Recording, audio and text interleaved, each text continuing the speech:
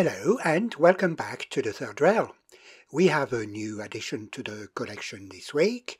I just received this lovely class 1600 of the CFL, that's the Luxembourg National Railways, and I thought we should have a first look at it together. Let's start with a quick model overview. This model was issued as a special series in 1986. It was sold exclusively in Belgium and Luxembourg until 1987. It featured in full length on the cover of one of the country brochures that year. You'll find the model listed on page 4 of the country brochure under model number 3134. In 1987, the model was made available for purchase worldwide and remained in the export model program until 1989.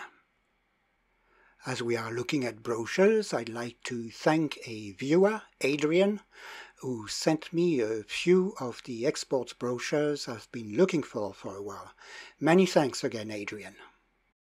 Let's move on to a few vital statistics now. The model measures 20.5 centimeters buffer to buffer. It is of a full metal construction, that's body and chassis. It's equipped with a large 3-pole motor, which drives 3 axles equipped with 4 traction tires. The model has electric headlights on both sides, they are permanently on, and it's equipped with hook couplings. Let's move on to a quick overview of the prototype for context. The model represents a class 1600 of the CFL, that's the Luxembourg National Railway Company. It looks very similar to the Swedish NOHABs, but it's not a NOHAB. In fact, it was produced by the Anglo-Franco-Belge. Like NOHAB, the company had also acquired a license from GM-EMD to produce locomotives based on the design of the Class F7 used widely in the United States at the time. Franco-Belge designed this locomotive for use on the Belgian railway network. The SNCB, the Belgian railway operator, placed an order for 40 units.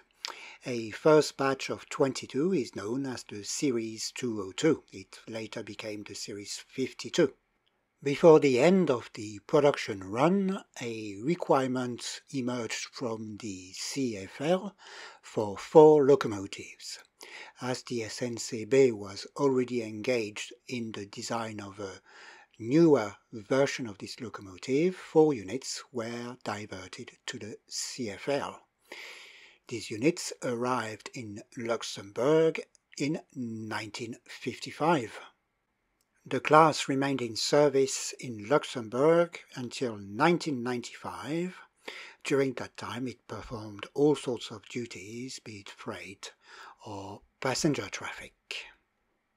1601, our prototype, was retired in 1984 and dismantled sometime in 1985. We can see it here waiting for the torch. The other 3 units, 1602, 1603 and 1604, are still in preservation and kept operational until today. You can see them here at a locomotive meet a few years ago. The 1602 carries a SNCB livery now. You'll find credits to the pictures and links to useful information in the video description as usual. Let's have a look at my 3134 now. So, I bought this from a seller I use frequently and who is normally very good, so I'm not expecting bad surprises on this one. It's a good start, the box is the right one and it's in extremely good shape for its age. It's nearly 40 years old. It's the usual 80s or 1780s Märklin box. Yeah, all fine. We've got the original instructions. It's always good, although the instructions are a bit useless in those. Anyway, The model's been packed in a few paper tissues. Yeah, that's the way to do it. Let's try and get it out without dropping it. Yeah, well, that doesn't look too bad from here. Yeah, not bad at all. Let me put it on its presentation rail and we'll have a closer look. And here we are. And look at how gorgeous this model is. The seller didn't disappoint. It is absolutely immaculate. There is no defect to speak of, or at least no defect that wasn't there when it left the factory. I'll come back to this a bit later. But as far as condition and looks are concerned, I am very pleased already. Fantastic. To come back on the factory defects I mentioned earlier, if you look at the pinstriping, the yellow line at the bottom of the housing, just above the chassis, you'll find that it's smudgy in places. Now that's not a defect as such. This pinstriping was applied by hand at the factory, and depending on the dexterity of the factory worker, the result was more or less good or bad depending on where you stand. So it's part of this model's charm. Let's have a look at the chassis. It also looks immaculate. It's a 1986 serial number, so it was a launch model as well. Very good. And the roof is also as it needs to be. Well, cosmetically, I am over the moon. I think it's time to check whether the locomotive behaves as well as it looks on the track. So we've moved to the layout. I'm going to rail the engine. The wheels look good. Let me check if the motor turns 3D. It does. Okay. Let's have a go. Just need to get the wheels in the right place. There we go. Okay, the reverser is working. It's moving backwards, reversing, and forwards. Yeah, the lights are working. Excellent. It looks a bit wobbly though. Let's check the traction tires. So the first one is loose, the second one too. So let's check the other ones. Yeah, they're loose too. So I need to change them all. For those who are interested, the traction tire spares number is 7154. For this type of models, the wheels are only slightly smaller than most of the locomotive wheels from Märklin. People tend to use 7153s on those by mistake, and the tires are loose. I don't think it's the case here though. It's simply very old traction tires. The locomotive must have spent a lot of time in storage. Right, we're done. Let's rail the thing again and have another go. Yeah, that's good. It's better. Excellent. The locomotive is now ready for a first trip around the loop on the ground level on the layout. Let's have a look at how it behaves.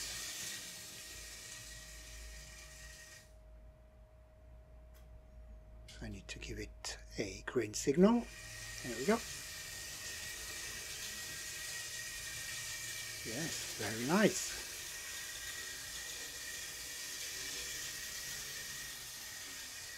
Slowing down on the braking section as usual. Negotiating the turnout okay on that side.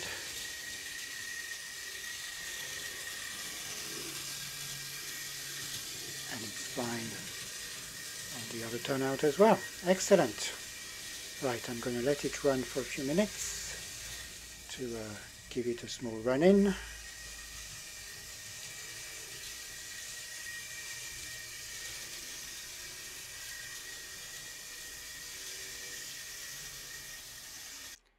No problem at all.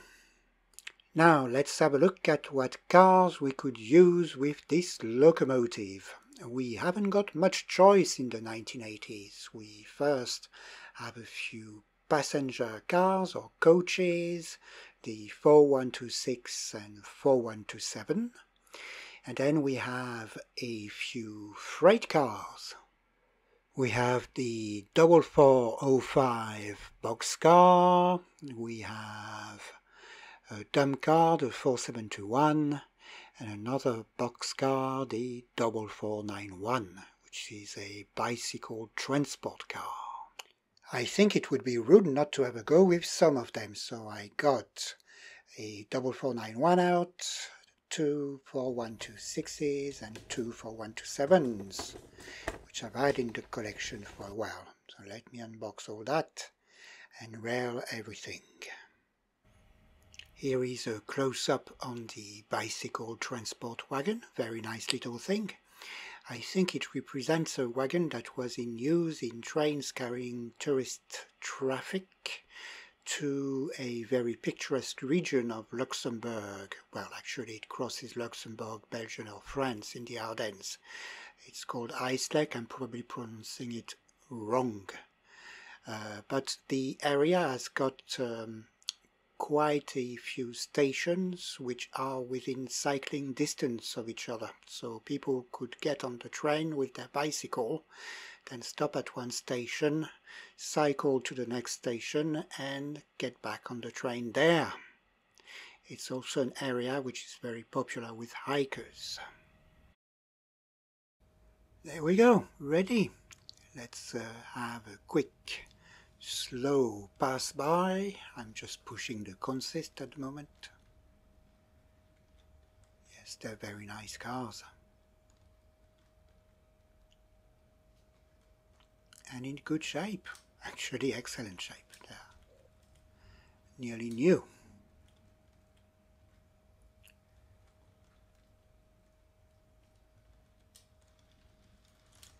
Lovely. Right, let's get the locomotive.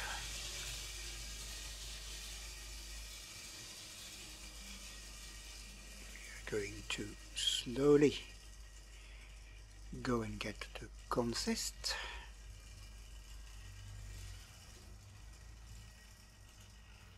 There we go.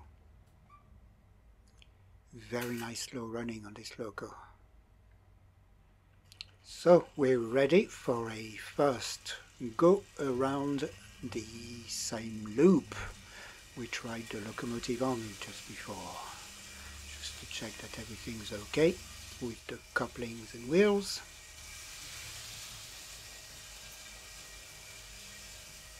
We're just going to check that nothing gets caught on the turnouts and that the behavior on the curves is okay.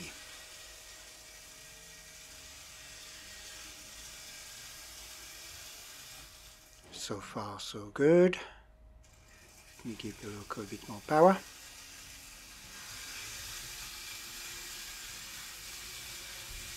No problem on that turnout, and on the next one. Excellent. Let's check the final turnout on the loop. That's okay as well. Right, we're ready to send the consist on the entire layout. So after a route change, we are off.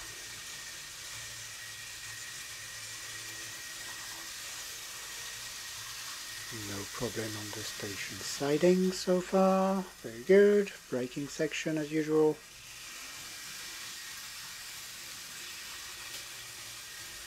Now we're going on the main line.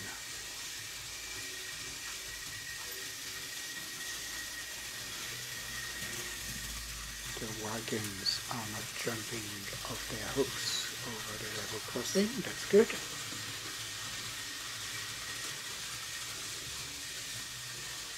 No problem in the curve.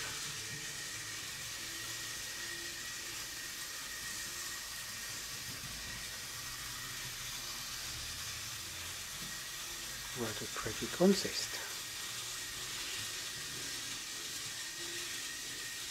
So let's go in the second station.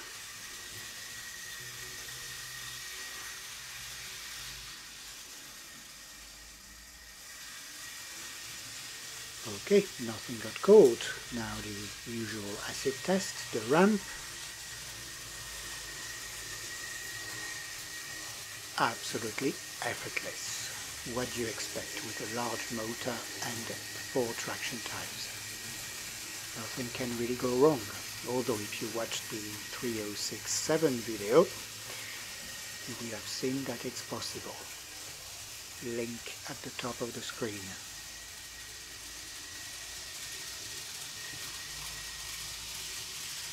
Lovely. Excellent. Right, I'm going to let the consist do the talking now and rejoin you at the end of the video.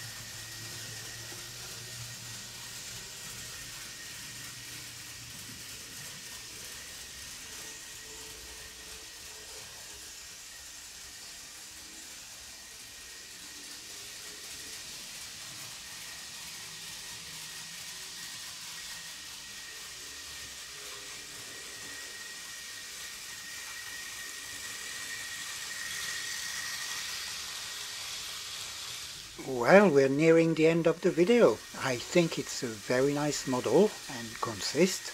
It's good to see everything in action after the time the wagons spent in the drawer.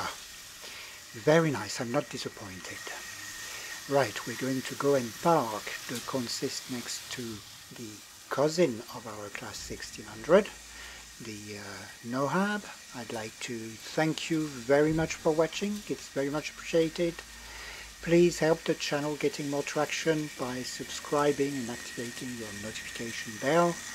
The little likes I get from time to time are very rewarding and keep me going. Thanks very much for this. Bye for now.